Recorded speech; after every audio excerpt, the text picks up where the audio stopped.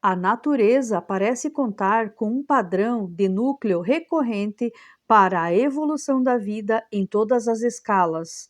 O torus é o padrão encontrado na natureza e que existe em todos os lugares, desde átomos a galáxias. Pode ser observado numa semente, numa fruta, num furacão, mesmo no campo eletromagnético que rodeia o homem e a Terra. É como a vida se sustenta e evolui, e serve como um modelo universal para a sustentabilidade em todos os sistemas. Entre outras coisas, o Torus mostra-nos como acender a energia limpa e abundante, assim como expandir a nossa consciência e restaurar a saúde e o equilíbrio da vida no nosso planeta. O torus, ou padrão primário, é a energia dinâmica que se parece com um donut. É uma superfície contínua com um buraco no meio.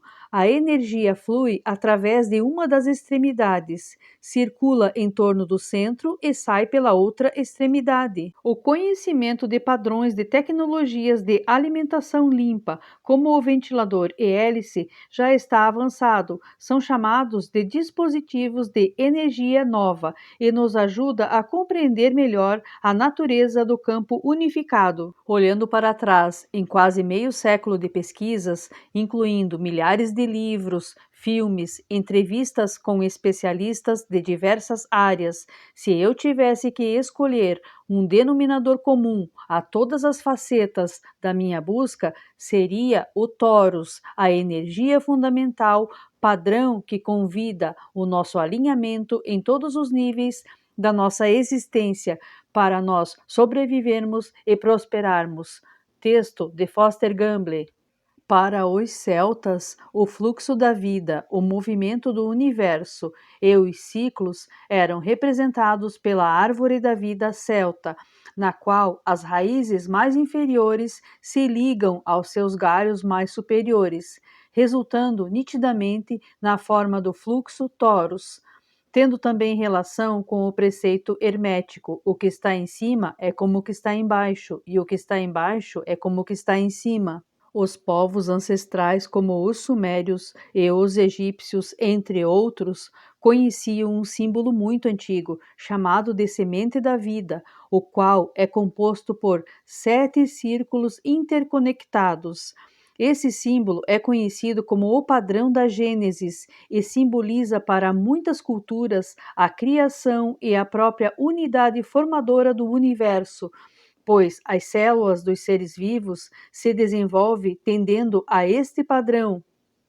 Um aspecto interessante de se notar é que quando a semente da vida é rotacionada, suas linhas formam linhas de um vórtice, que quando observado de cima é o próprio fluxo torus, visto em 2 dimensões. Quando substituímos os círculos da semente da vida por esferas, temos o fluxo torus em 3 dimensões.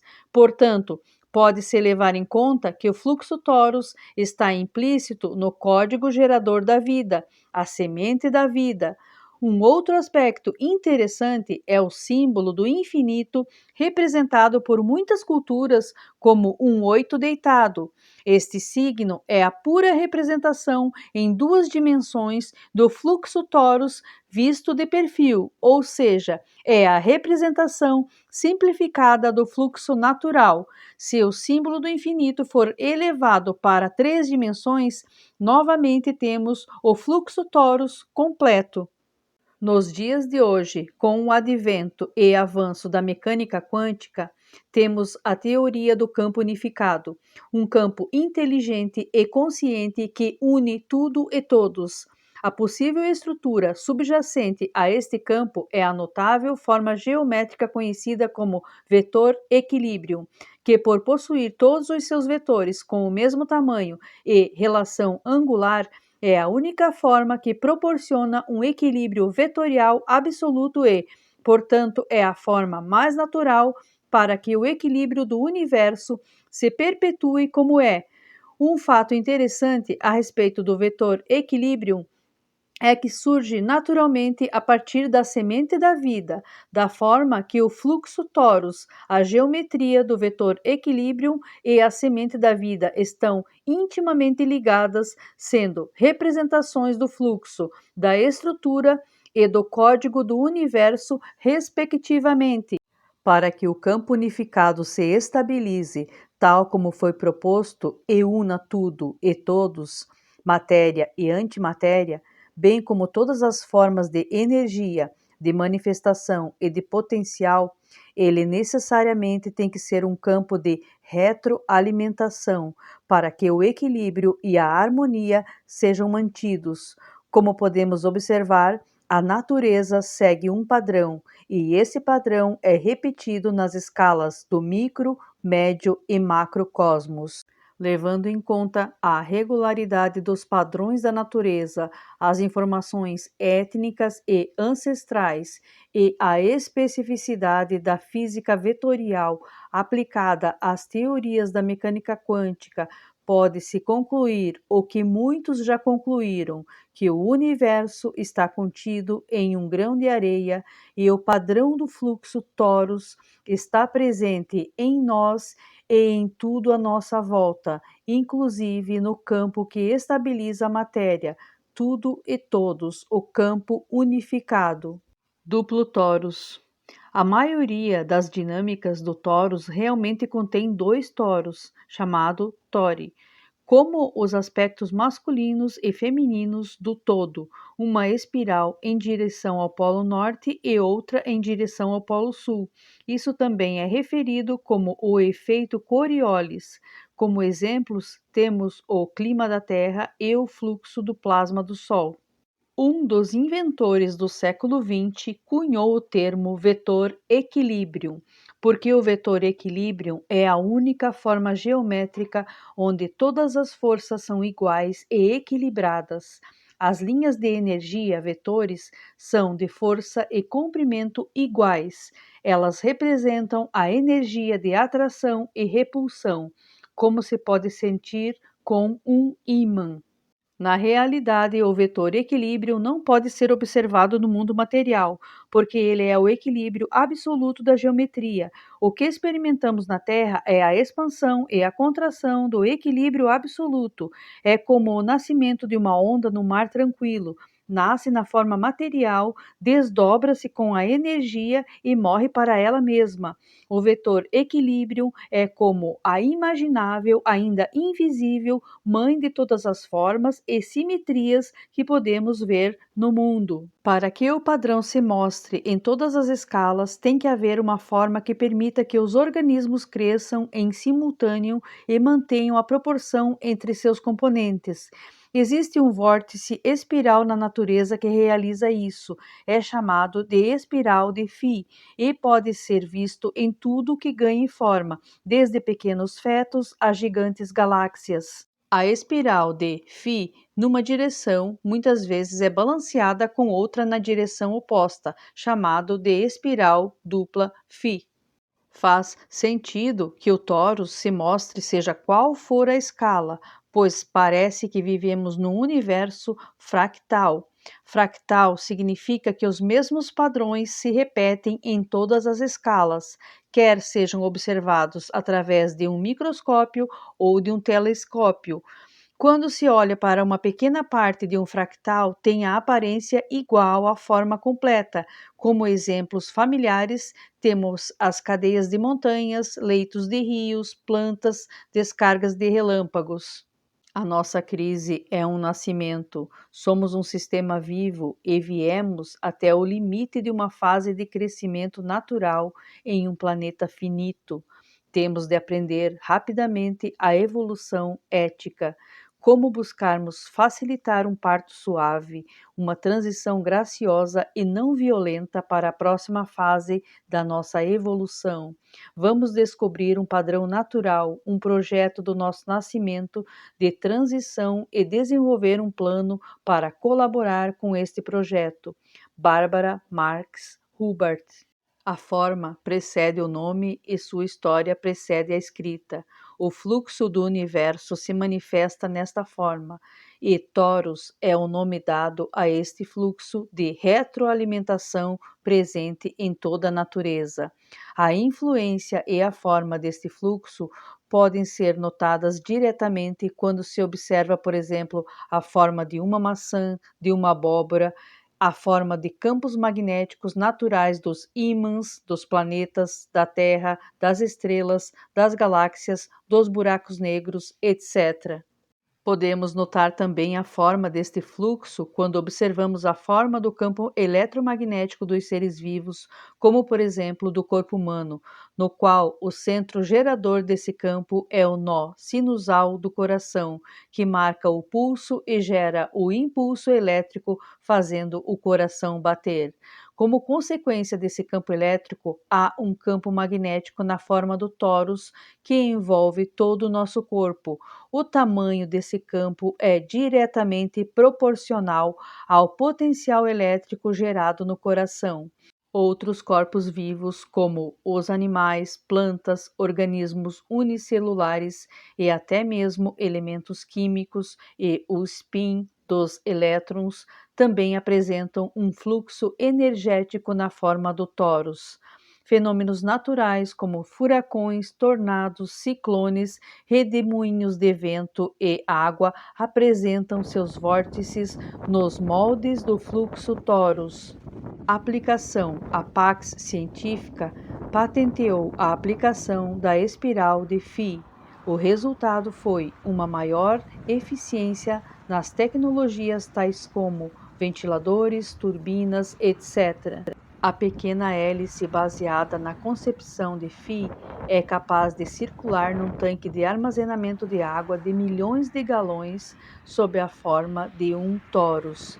Evita a estagnação e a estratificação de temperatura e minimiza a necessidade de aditivos químicos.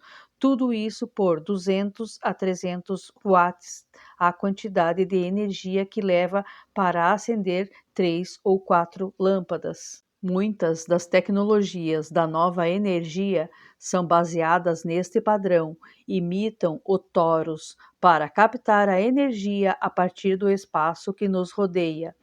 Um dos inventores, Adam Trombley, explica que o seu dispositivo cria um dínamo com energia que é derramada através do seu centro e cria também um campo magnético como o torus.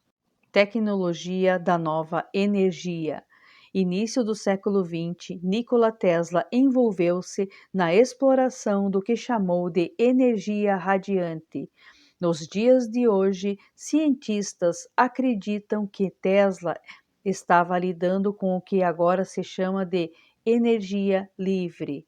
A famosa Torre de Tesla e o laboratório foram construídos por Nikola Tesla entre 1901 e 1905.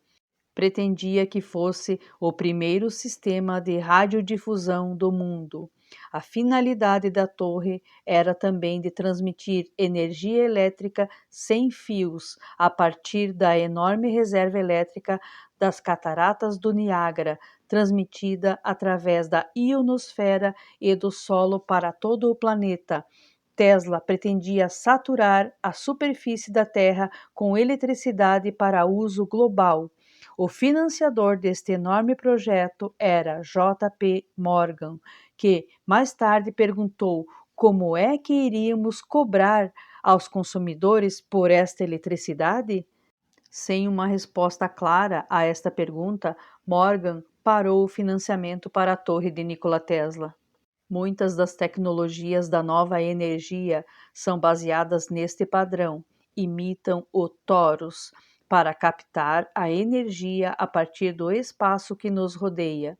Um dos inventores, Adam Trombley, explica que seu dispositivo cria um dínamo com energia que é derramada através do seu centro e cria também um campo magnético como o torus.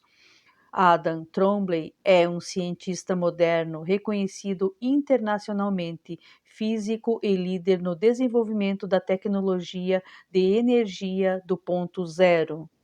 inspirou-se nos trabalhos de Tesla e nas possibilidades vindas do torus, e inventou diversos dispositivos capazes de extrair a nova energia a partir do vazio. Trombley foi convidado a demonstrar um dos seus geradores na ONU, perante o Senado dos Estados Unidos.